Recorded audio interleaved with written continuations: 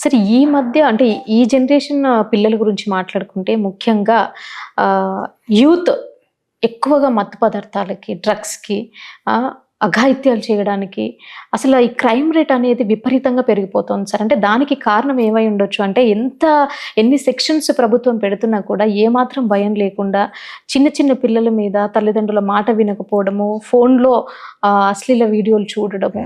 హ్మ్. అవి చూసిన తర్వాత వాళ్ళకేం చేయాలో అర్థం గాక చిన్న చిన్న పిల్లలని అంటే మనసులో ఉన్న పిల్లల్ని వాళ్ళు రేప్ చేసిన సందర్భాల్ని మనం చూస్తున్నాం సార్. ఎంతటి దౌర్భాగ్య స్థితిలో ఉన్నామంటే ఎవ్వరిని కూడా నమ్మేలా లేదు. చిన్న ఒక 2 నెలల పిన్నల నుంచి 65 సంవత్సరాల పెద్దావిడ వరకి కూడా రక్షణ లేకుండా అయిపోయింది. అంటే అలాంటి వాళ్ళని ఒక దారిలో పెట్టాలంటే అంటే ఎలా ఉంటే కేవలం బావుంటుంది? అదేనమ్మా నేను చెప్పేది మళ్ళా అదే చెబుతాను నేను. ఇళ్ళు, బళ్ళు, గుళ్ళు ఈ హ్మ్. 3 చాలా ఇంపార్టెంట్. ఇల్లు, గుడి, బడి ఈ 3 చాలా ప్రధానంగా ఒక వ్యక్తి యొక్క ఆలోచన విధానం మీద ప్రభావం చూపించేది ఈ 3 కూడా. కాబట్టి ఇల్లు మాట్లాడుకున్నాం, బడి మాట్లాడుకున్నాం, గుడి. సో గుడికి వెళ్ళినప్పుడు కూడా మనలో ఆధ్యాత్మిక పెరగాలి. ఆధ్యాత్మికత పెరిగి మన యొక్క భూమిక ఏంటి అన్నది కూడా మనం గమనించుకోగలగాలన్నమాట. సో ఈ 3 ప్రభావం చాలా ఉంది. సో ముఖ్యంగా మీరు ఉల్లేఖించిన విషయాలు ఏమిటంటే ప్రస్తుత జనరేషన్ చాలా షార్ప్ జనరేషన్ ఇది. అవును. చాలా తొందరగా నేర్చుకుంటారు వీళ్ళను.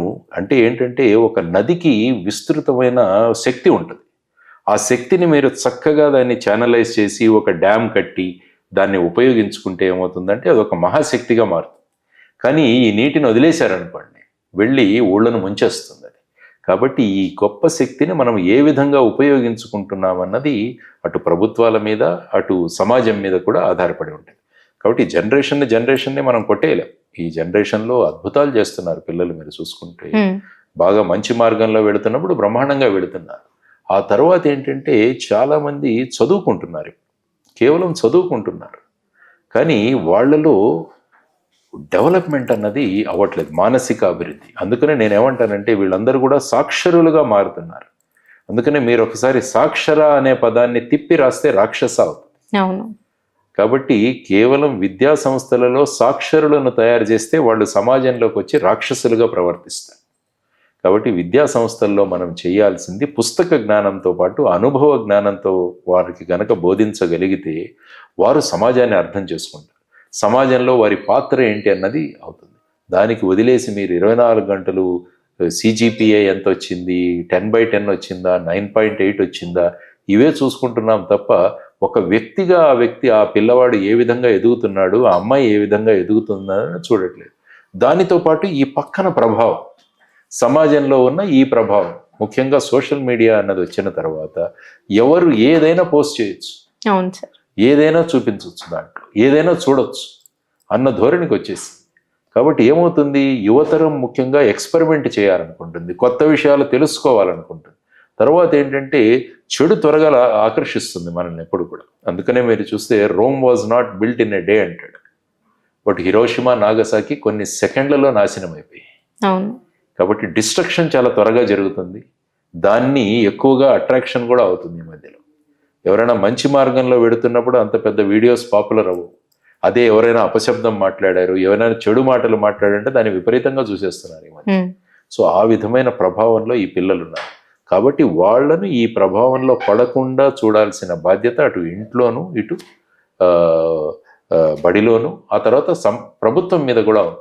అందుకనే మీరు ఇప్పుడు ఆస్ట్రేలియా చూసుకుంటే ఆస్ట్రేలియాలో క్రమక్రమంగా ఈ సోషల్ మీడియా అన్న దాని గురించి తీసేస్తున్నారు.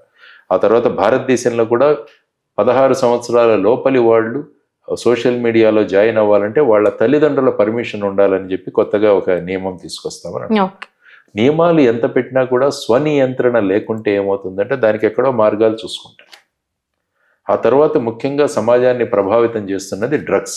మీరు మాట్లాడారు ఈ మధ్యకాలంలో, అదే చెప్తున్నాను కదా, యువతరం ఏదైనా కొత్తదంటే దాన్ని ఏముందో దాంట్లో చూద్దామని అనుకుంటారు, తెలుసుకోవాలన్న ఒక తపన ఉంటుంది, దాంట్లో వాళ్ళు బానిసలుగా మారుతున్నారు.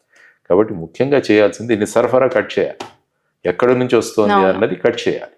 తర్వాత సినిమాలు చూసినా కూడా సినిమాల్లో చూడండి, ప్రతి 10 నిమిషాలకి ఒక తాగుడు సీన్ ఉంటుంది, ప్రతి 5 నిమిషాలకి ఒక స్మోకింగ్ ఉంటుంది. అందులో హీరోలే మెయిన్గా ఇందులో పాత్ర వహిస్తుంటారు. మరి వీళ్ళంతా కూడా రోల్ మోడల్స్ వీళ్ళకి. కాబట్టి సినిమాల ప్రభావం కూడా యువతరం మీద చాలా ఉంది. ఎటువంటి సినిమాలు తీస్తున్నారు ఇప్పుడు అంటే ఏం లేదు, మేము ఎంటర్టైన్మెంట్కి తీస్తున్నాం అంటారు. సినిమా అన్నది ఎంటర్టైన్మెంట్ కాదు, ఇప్పుడు ప్రజల జీవితాల్లో ముడిపడి ఉన్నాయి అవును. సినిమాలు. అందుకనే సినిమాల వాళ్ళు కూడా పెద్ద పెద్ద రాజకీయాల్లో కూడా వచ్చారు, పెద్ద ఎంజీఆర్ కానీ ఎన్టీఆర్ గారు కానీ వీళ్ళంతా కూడా సినిమాల నుంచి వచ్చినారు. కాబట్టి సినిమా అన్నది ఒక వ్యక్తి మీద ఎంత ప్రభావం చూపిస్తుంది అన్నది మనం గమనించి, అందుకనే నేను డైరెక్టర్లు కూడా అడుగుతాను, మీరు ఈ లిక్కర్ సీన్ లేకుండా మీరు పెట్టలేరా, స్మోకింగ్ సీన్ లేకుండా మీరు చేయలేరా, ఏమో. ఎందుకంటే వీళ్ళు హీరోలను ఫాలో అవుతారు కాబట్టి ఆయన స్మోక్ చేసినట్టు నేనే చేస్తాను, ఆయనలాగా తాగుతాను. సో ఇవన్నీ చూపించి యువతరును పెడదారిన పట్టిస్తున్నారు. సో వీరందరి యొక్క బాధ్యత ఉంది సమాజంలో. మనం ఏదో ఎంటర్టైన్మెంట్కి సినిమా తీసేసాం అనుకోకుండా కూడా నాకు ఒక సామాజిక బాధ్యత ఉంది అన్న ధోరణి గనక ఉంటే తర్వాత స్కూల్లో కాలేజీలో అనేక విషయాలను కూడా వాళ్ళకు చెప్పాలి. ఇప్పుడు చూడండి, సెల్ ఫోన్ కొనివ్వలేదని చెప్పేసి ఆత్మహత్య చేసుకునే వాళ్ళు ఉన్నారు. ఇలాంటి రకరకాల చదువుతుంటే చాలా దారుణంగా అనిపిస్తుంది. కాబట్టి ఈ విధంగా దానికి ముఖ్యంగా ఇంకొక కారణం ఏంటంటే పిల్లలను ఈ మధ్య ఆటలు ఆడించట్లేదు, గ్రౌండ్స్ లేవు, స్కూళ్ళల్లో కూడా లేవు వర్టికల్ బిల్డింగ్స్. స్టడీ అంతా వర్టికల్ స్టడీ అయిపోయింది. ఇప్పుడు కూడా మైదానాల్లో మనం ఆడితే ఒక రోజు నేను గెలుస్తాను, ఇంకొక రోజు నేను ఓడిపోతాను. అంటే ఈ గెలుపు ఓటములు అన్నవి సహజంగా ఉంటాయని నాకు ఎప్పుడైతే నాలో ఉంటుందో, రేపు ఏదైనా ఒక విషయంలో నేను గెలవకపోయినా, కొన్ని మార్కులు తక్కువ వచ్చినా నేను ఆత్మహత్య వరకు వెళ్ళను, ఇంకొక ఛాన్స్ ఉంది నేను వెళ్ళడానికి అన్నది నీకు ముఖ్య ఆటలు నేర్పిస్తుంది. కాబట్టి తల్లిదండ్రులకు ఉపాధ్యాయులకు నేను చెప్తాను, పిల్లలతో ఆటలు ఆడించండి. వీళ్ళంతా కూర్చొని ఈ ఆటలు ఆడుతున్నారు దీంట్లో, ఈ వీడియో గేమ్స్. ఆ వీడియో గేమ్స్ ఏంటి, ఒక గన్ తీసుకొని వాడు ఫైట్ చేస్తుంటాడు, ఎంతమందిని చంపేస్తే వాడికి అన్ని పాయింట్. మరి ఏం నేర్చుకుంటున్నాడు వీడు రేపు? నేను నా గెలుపు కోసం ఎంతమందిని చంపినా పర్వాలేదన్న ధోరణి వీళ్ళలో వస్తుంది. సో ఇవన్నీ కూడా మనం స్టడీ చేయాల్సిన అంశాలు. ఏం చూస్తున్నారు పిల్లలు? సిఐడి క్రైమ్ పెట్రోల్ చూస్తున్నారు. ఏం నేర్పిస్తుందండి సిఐడి క్రైమ్ పెట్రోల్? మన సామాజిక సంబంధాల గురించి అందులో మాట్లాడతారు, క్రైమ్ని నేర్పిస్తున్నారు. ఇవి చూసి పిల్లలు పడుకుంటున్నారు. ఈ విధమైన ధోరణులు ఉంటే ఎలా ఉంటుంది?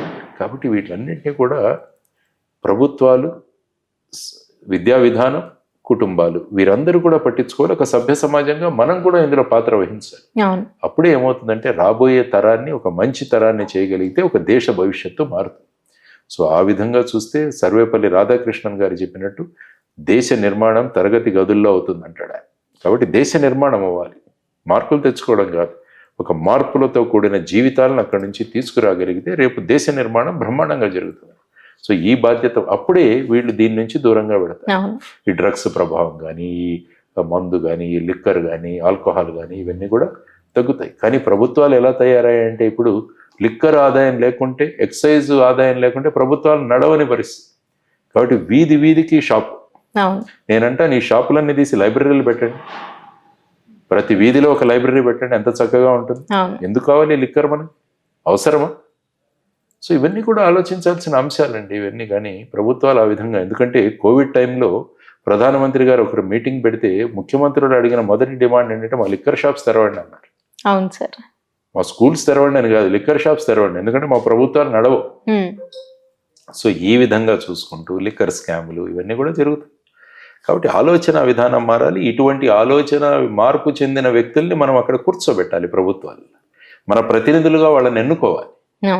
సమాజంలో మార్పు తెచ్చేవాళ్ళు మన ప్రతినిధులుగా ఉంటే వాళ్ళు మార్పు తీసుకొస్తారు.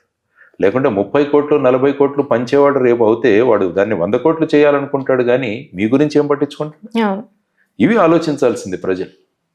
దానివల్ల ఏమవుతుందంటే సమాజాన్ని మారుద్దామని వచ్చే వాళ్ళకి ఈ విధమైన ఒక అసంతృప్తి ఉంటుంది. వాళ్ళు కనుక ఎలక్షన్లో నిలబడితే అరే ఇటువంటి సమాజం కోసం మనం ఎందుకు పనిచేయాలన్న ధోరణులు కూడా వెళ్తాయి వాళ్ళు. కాబట్టి మార్పు మీరు కూర్చోండి. ఎందుకంటే ఎప్పుడైతే ఏదైనా ఒక నిచ్చెనను శుభ్రం చేయాలంటే మీరు పైనుంచి శుభ్రం చేసుకుంటూ రావాలి. కింద నుంచి ఎంత శుభ్రం చేసుకుంటూ వెళ్ళినా కూడా పైన శుభ్రం చేయాలంటే మళ్ళీ మీ కాళ్ళు ఆ నిచ్చెన మీద పడతాయి, ఆ నిచ్చెన చెడిపోతుంది.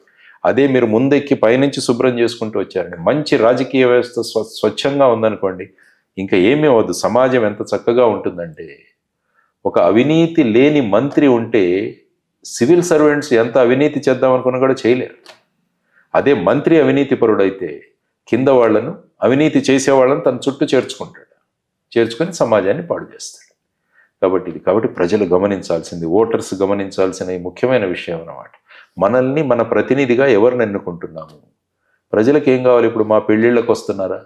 మా ఇంటిలో ఏదైనా జరిగితే వస్తున్నారా, ఇదే చూస్తున్నారు కానీ ప్రెస్టేజ్ మా జీవితాలు ఏం మార్పు తీసుకొస్తున్నారన్న ధోరణి ఆలోచన లేదు.